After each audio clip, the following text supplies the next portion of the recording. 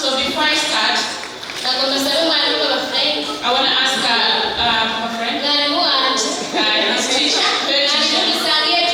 that we all share to pray for us. Amen. Amen. Amen.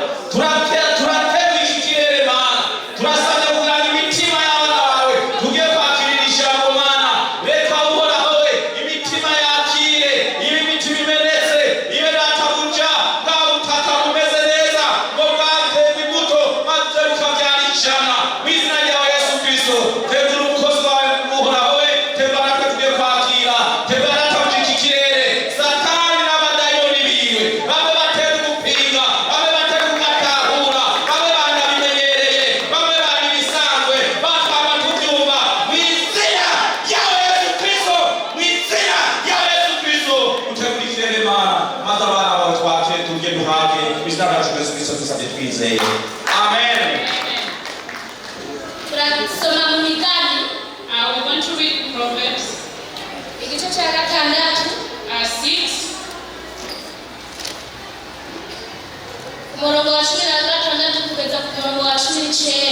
From 16 to 19. I will ask our Pastor Salvatore to read there. And I will ask Alexi in Psalm 21.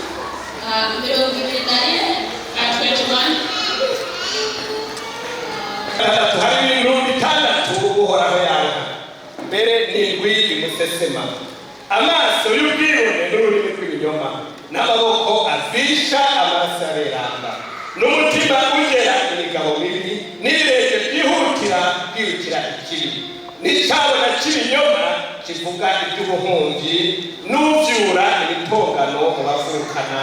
Amen. Abomination to him, eyes and lying tongue, and hands that shed innocent blood, a heart that devises wicked plan, feet that makes hasten to run to evil, a false witness who brings out lies, and one who sows discover among brothers. Amen. Ukiyumvira yuko mpwanye nawe rwose, ariko nzoguhana mbishyire imbere y'amaso yawe kuko bikurikirana. Amen. Amen. That's not yourself.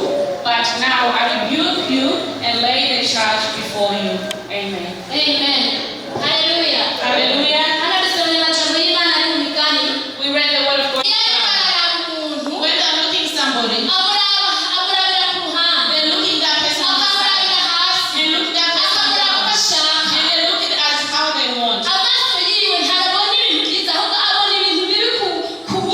That person, his eye or her eyes does not see a good thing. And that body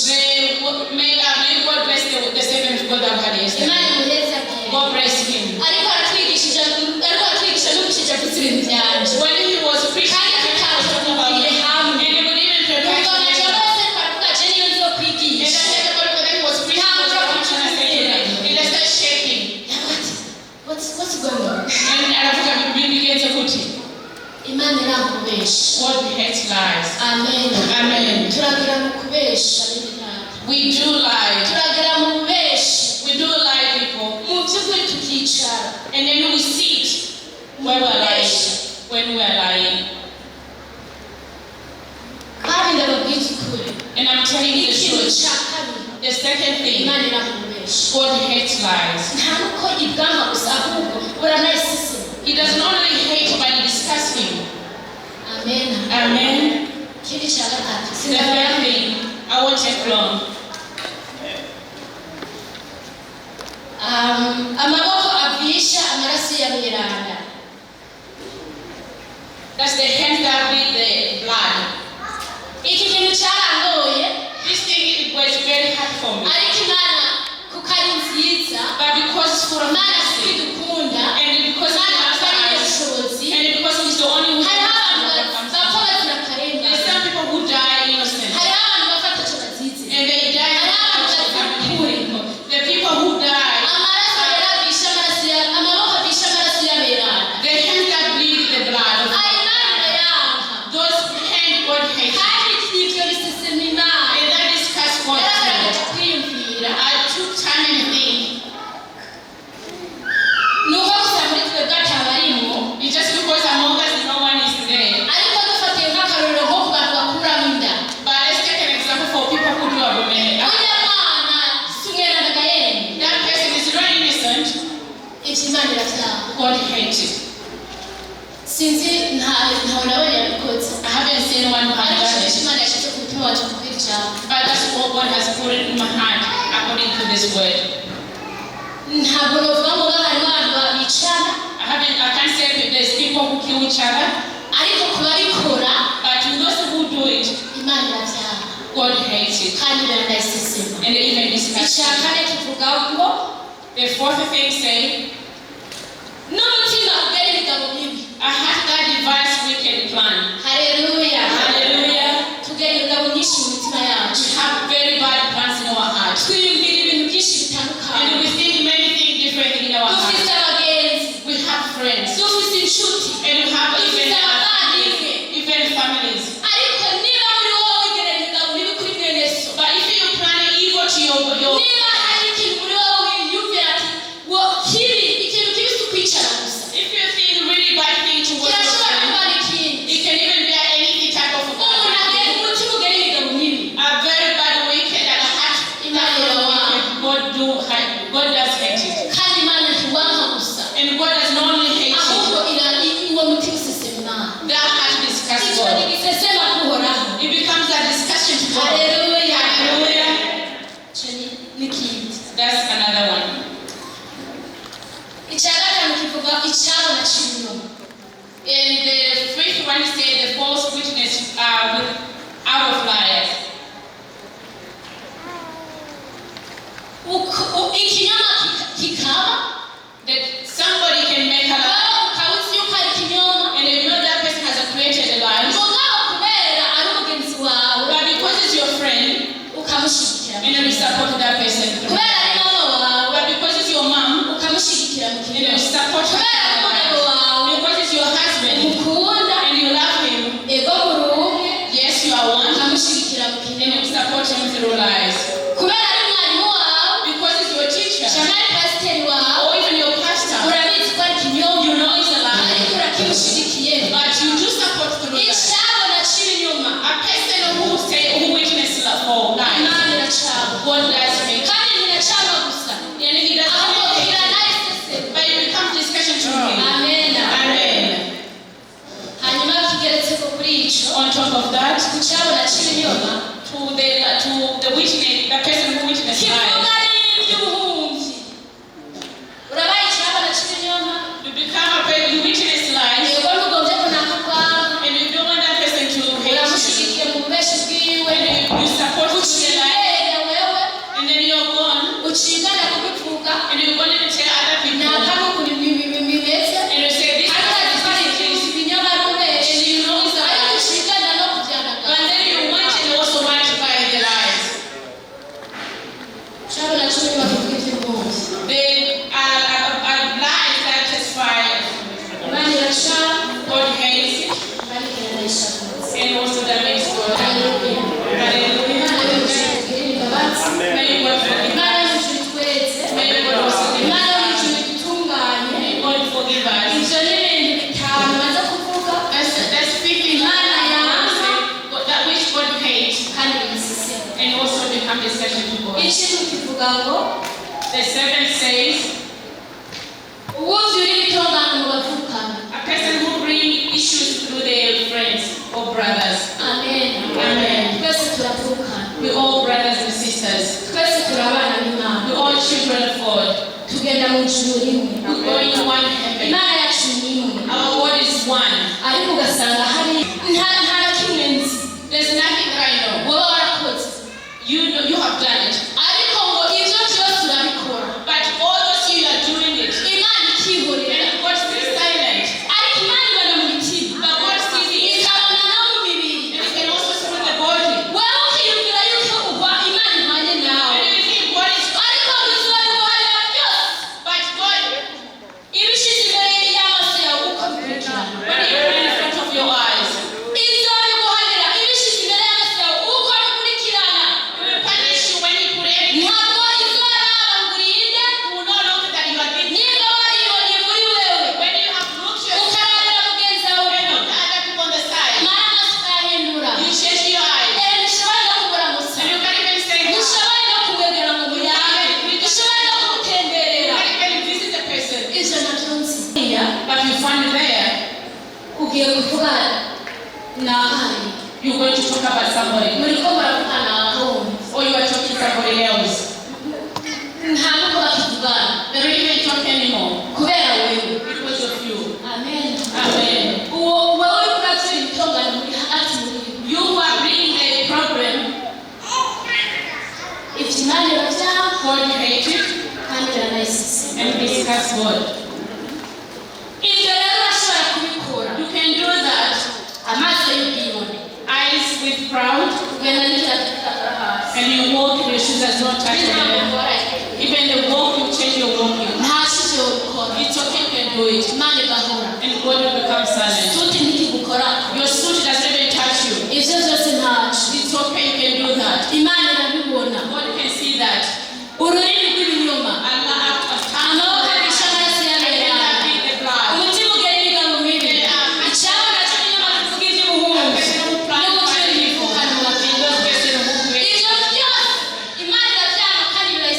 Everything, all those God hated and disgusting. That one I don't know. Today you're doing it. And you go home peacefully. Even tomorrow you still do it. And you go home.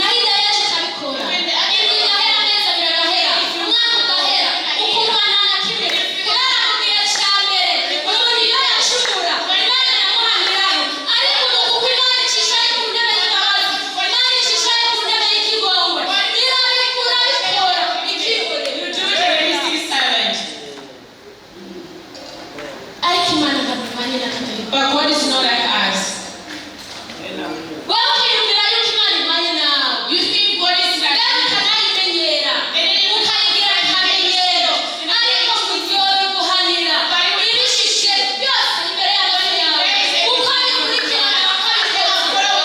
the way you did it. Amen.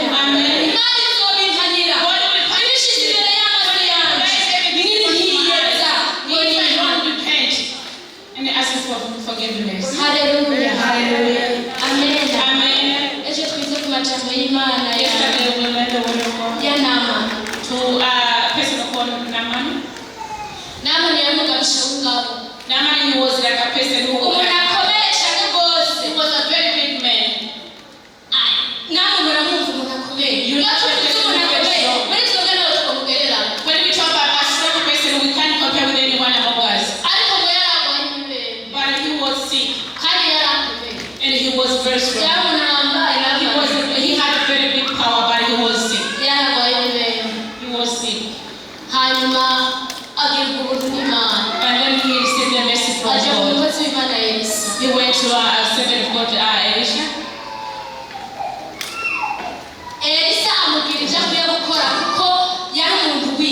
He told him what to do because he was servant of God. That's something God helped me. But Naaman, because he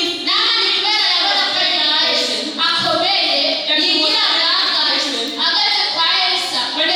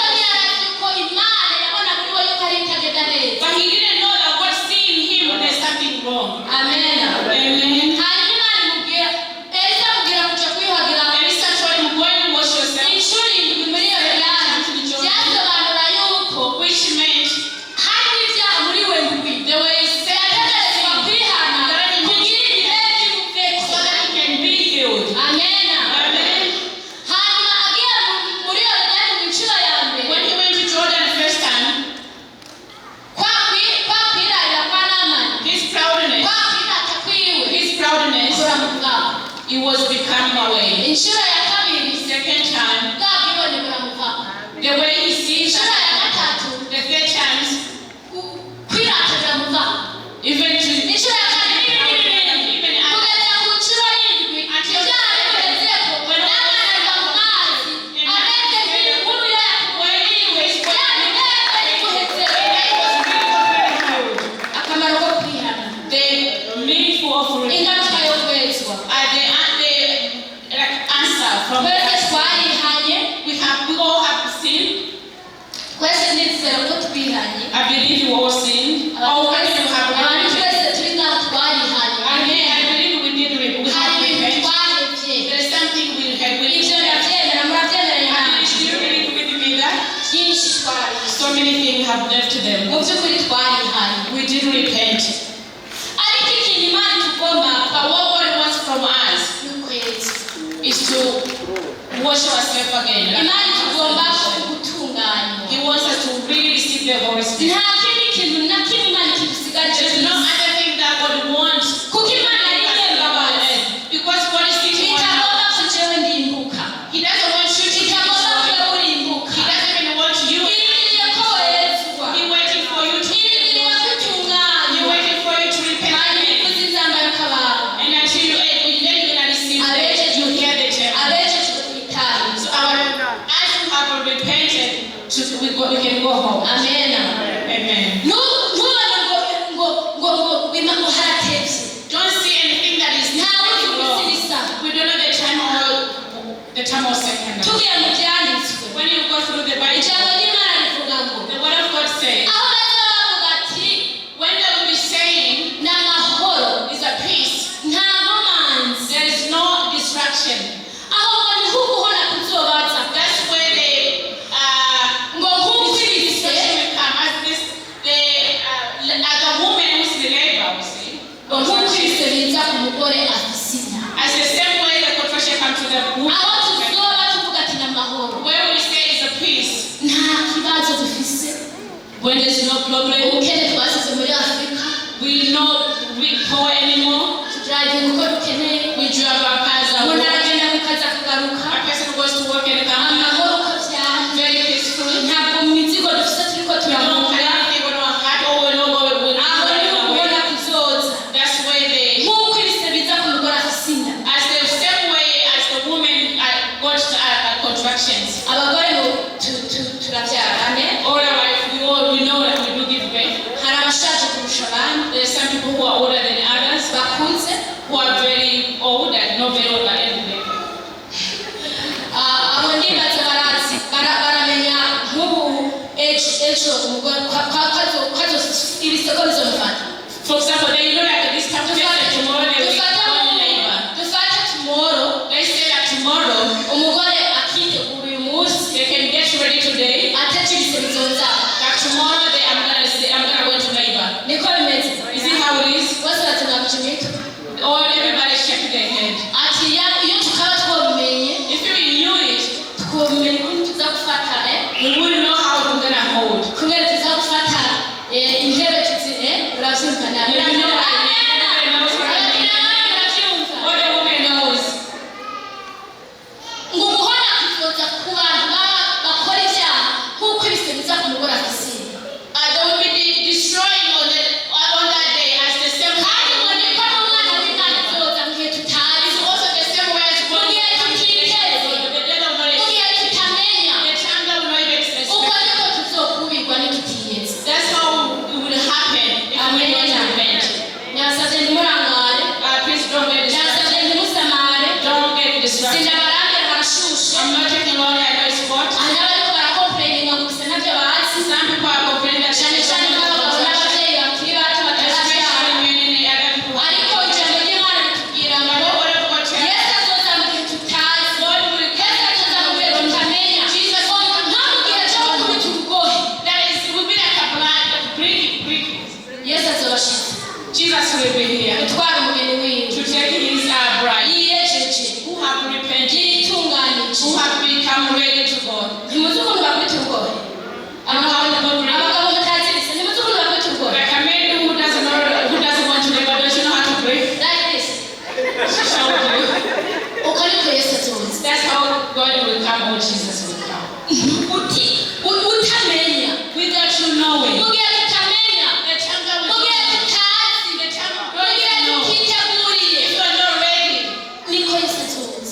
Jesus will come.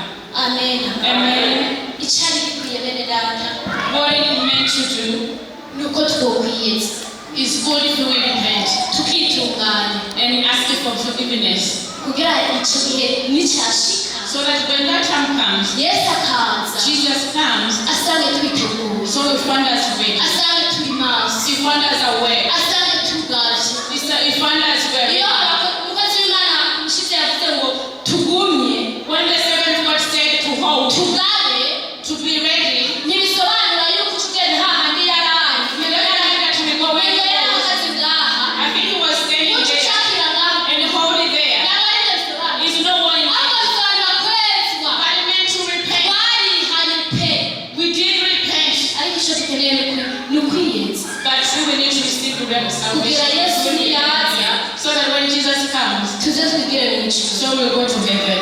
haleluya Hallelujah. sinzi muri wowe uko wiyumva I don't know how you feel within you. sinzi ko atabwibone wowe waragendeyemo I don't know if you don't have if you are not a proud person. sinzi ko atabinyoma wowe waragendeyemo I don't know whether you didn't lie. sinzi yuko atamaboko wowe warabishije amaraso I don't know if your hand didn't use to treat other people. I don't know that. sindaba mu mutima wawe I cannot see you inside your heart. sinzi niba hari imigabo mibi wigeze wigerera muri wowe I don't know whether you have a bad plans in your heart. umuntu niwe yimenya The person himself always wowe niwe ushoboye knows. gukontorora umutima wawe You know how you control your heart. niwe uzi abagenzi muganira You know your friend that you talk to. niwe uzi abo muvugana And you know who you talk to. niwe uzi inshuti zawe And you know your close friend. niwe uzi ukuntu biyumvira You know how you think among niwe uzi ukungene mbere ubafata you. Even you know yourself how you hold them. ni igihe cyawe cyo kwezwa It's your time for you to ni igihe cyacu cyo kwezwa It's time for you to ni igihe repent. cyacu cyo kwezwa It's time to truly repent. turi mu burayi We are outside. turambara neza We dress really beautiful. turarya neza And we eat nicely. tumeze neza And we all okay. ariko nagomba nababwira ikintu kimwe But I'm gonna tell you one thing. ntacyo bimaze kurya neza mu isi It does not matter as to nta n'icyo bimaze kwambara neza mu isi even to ariko tukabura ubugingo and then we miss heaven icyo or the bacize eternal life. ni uko twokwiyeza It's very kubera twaramaze kwihana because what we repent. igisigaye ni gutera intambwe turavuga tukezwa n'amaraso ya yesu So that we can tukiyoza muri yorodani So that we can nk'uko namani yabigenjeje ibyaha bikatuvako ubwo busembwa n'ayo marabaka bikatuvako hanyuma tukitega ubuzogwani wacu So that we can wait for the return of Jesus. amen Amen. mu gihe tutazi The time that we jewe ntazi even myself. nawe utazi Yourself. n'ubu turiko turavugana hari igihe yesu yoza God will come or Jesus can come. yosanga wejejwe Can you find yourself yosanga witunganije Can you find you ready? sinzi igituma ayo majambo I don't know why this word, ariko n'ejo niyo yavuze but even yesterday's word is the same word. mu ijuru tuzojayo In heaven we will go. hazobaho kuririmba no guhimbaza imana yacu gusa We'll be praising and worship and serving God. ngo izo ndirimbo nizo zizaririmba abanesheje That's the song that people who overcome will sing. ariko nagomba nakubwire But I'm gonna tell you, mu ijuru hazojayo abihanye by'ukuri in heaven only mu ijuru hazojayo abihanye neza people who repented without leaving anything. That's the one who tukugenda will tukaririmba gusa the one who want to sing. ariko mu ijuru hazojayo abihanye But in heaven, mu only ijuru people who hazojayo have repented. abitunganije People who have mu ijuru hazojayo abejejwe only people who been accepted. abibone ntibazojayo People who are ababesha ntibazojayo liars want to go there. abateranya abandi ntibazojayo People who bring problems upon injyana people, they won't go ntizizojayo there. hazojayo Amen. kijijwe Only people who have dusome muri yesaya turangirizeho Let's read in Isaiah 59 59. ku murongo wa mbere gatatu kuri kane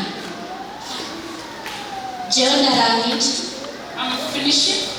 na nubwo ndabatubera ndababwira I won't take long as I have said. amajambo yo narifise nawe That's the word of God that I have prepared. nagomba gusangira gusa ibintu bitandatu imana yawe I wanted to share the 6 things that God made, kandi arivyo n'indwi which becomes 7. biyise semu That is God's God. ndasaba mwari barese niba yahabonye So that's why I like to read again for us. hanyuma turangiza Okay.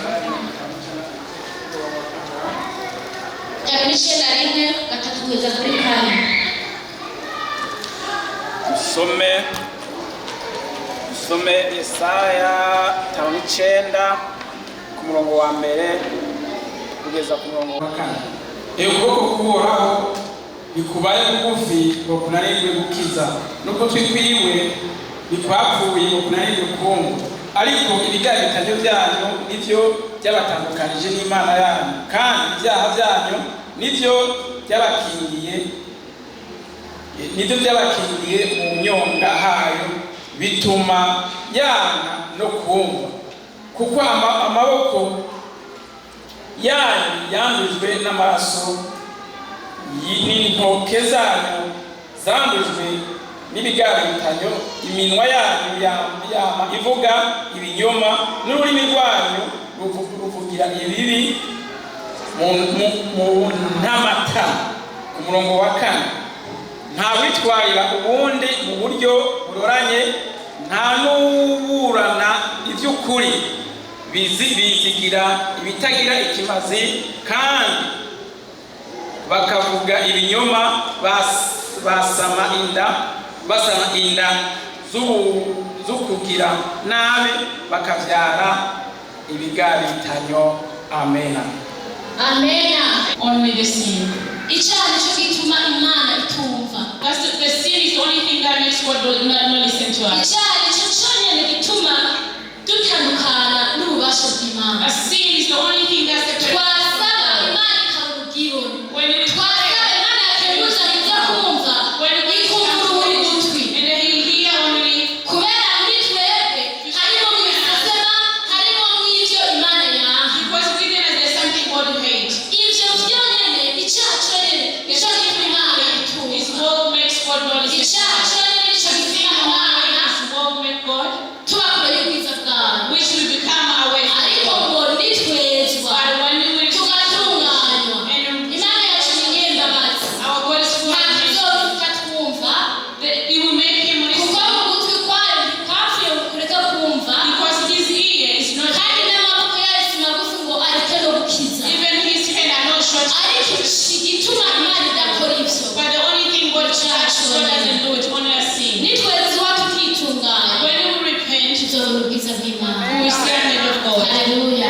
Hallelujah. Nitwezwa tukitunganya, When we truly repent, Imana izodukorera ibyo tutari twiteze. God will do things that we're not expecting. Nitwatera intambwe tukava aho turi, When we step forward and move away where we were, tukezwa tukihana, and truly receive mu us, by'ukuri tukihana, truly we repent, Imana izotugirira neza. God will do good for us. Matayo 6:32 Matthew 6, guhera ku 31 havuga ngo nuko ntimukiganire ngo tuzorya iki cyangwa tuzonywa iki cyangwa tuzokwambara iki, kuko ibyo byose abanyamahanga ari byo bitwararira, ariko so wo mu ijuru arazi ko ibyo byose mubikena. 33 havuga ngo ariko mubanze mwitwararike ubwami bw'Imana no kugororoka kwayo, niho ibyo byose muzovyongerwa.